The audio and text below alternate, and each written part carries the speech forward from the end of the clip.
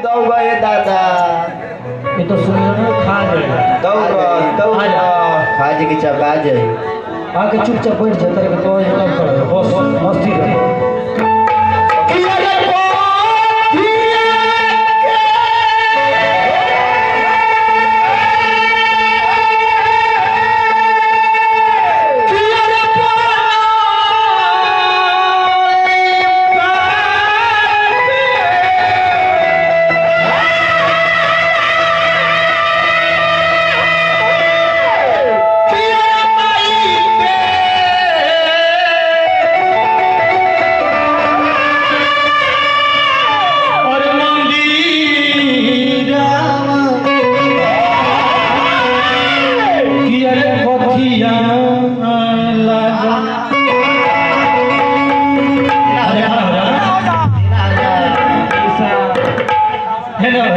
चट फेंका चट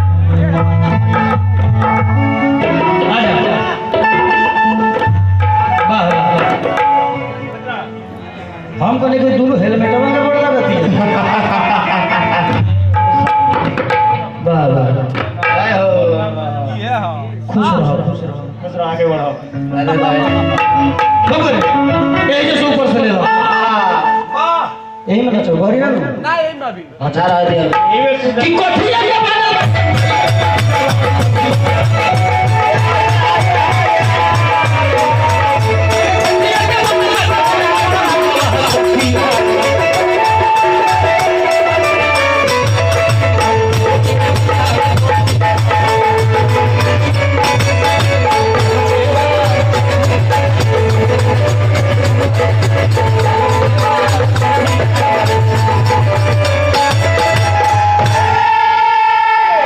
बाहर ना चढ़िया बा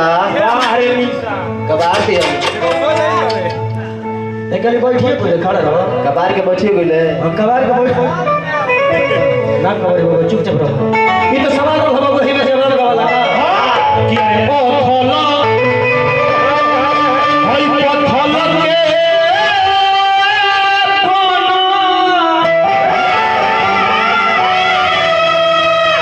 किया रे होई देवी मैया के अरे मंदिरा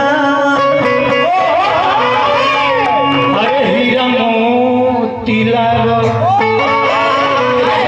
तो यथल पथल के बनल भाई के मंदिरा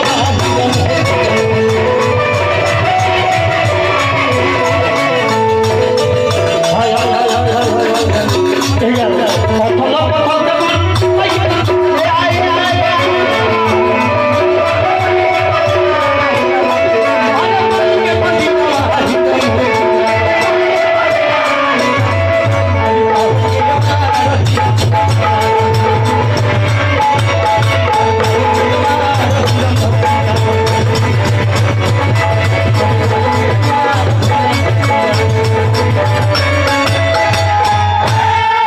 अरे तो जगह पे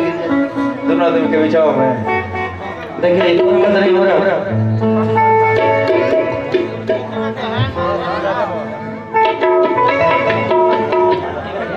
हमारे कविंदर भैया की तरफ से सुंदर पुष्पहार को बस से फिर स्वागत पियो और ना पियो ये बात नहीं की ना का पियो पियो का दो पी के आ दारू का दो पैसा रही तो कोतहू उत्पन्न हो जाता है हां ये तो बात सही है लेकिन पियो लोग जाता है चिखना लोग ना खाला ओकरा से बेसी कीड़िया लोग वो कैसे अब मान ली कि पियले बानी घरे बहनी हां जी मेहरारू देखलस सोमार भूखल लिया हां पहुंचल घरे हां मेहरारू घर धोवती है पूजा करे खातिर तू पी के गोड़ हां अरे अरे हाथ में कुछ चले लिए कहते कि फिर पी गया आ लो हां वो ओनिया से बोला कि रहल रुको नाता का थारी आज भर पियले बानी आज के बाद ना पियो ना पियो मुड़ी लेव तहार क्रिया खा के कहत प्रीतिमा कमाई ना खाई आज के बाद दारू ना पियो हां मेहरारू जात जान जी की मांग के जाए तो आज भर मत पी के छोड़ दे छोड़ दा नाती है हां जाए तो प्रीतिमा कमाई अब जान जी की तोले मंगल के दिन गोइले काम धंधा करे फिर सांझ को पी के आवत हां गोड़ बाज हां मौगी कहते फिर पी के बोलो हां कहते कि चुप मार कहता चुप रहो मुखिया जी के लड़का के बर्थडे रहा बोले हैं कि छोड़ा तर तो आज भर कम से कम हमारा मन से पी कल के अच्छा जाए दो हां जी पी लिया यही तरह करत करत सुख शनिचर तक पी के आ गए हां अतोरे बचर अतवार के दिन फिर पी के होने से गोड़ बाज होता अरे केना मौगी कहते कि एहू बेरा पी के आ गयो एहू बेरा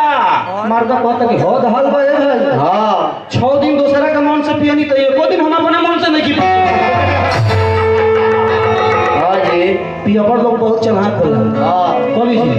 एगो पियकर पी के ऐसे ही रोड पर ढिमिला के चलत रहे आ तोरे पुलिस आ गई पुलिस आ गई तो कलस की धरा इधर आओ दारू काहे पियल बड़े बोल अब जान जी की पियले बा सुसुकत जान जान दरोगा जी बहुत शौक के तन पर गुल में वो करे दारू पे में सके दरोगा जी कहला कि आप बुढ़बा कहीं का दारू पी में शौक केता रे का शौक केता पर गुल बड़े बताइबे बोल पियकड़ा कहता कि का कहीं बहुत शौक केता पर गुल बनी हां अरे बोल बतिया का शौक केता बोल लास्ट में कहता कि जान जी की एक तो हमनी के तरह बिहार में दारू बंद हां कतना सबक से वो पर जाके 1500 के होते को बोतल कीन लेनी हां 1500 के 1500 आ जे कीन के दू ठेपी मरनी हम मुंह एकदम मिजाज बनल हो तो ले जान जी की ठेपिए का दिन केने भुला अब कनिया की पैसा हाथ ना लगबे करे के बीगी कैसे बस मोर पी हुई बाबा इतने स्टैंड दे ले हुड़का बजा दे हमनी स्टेज हाय हाय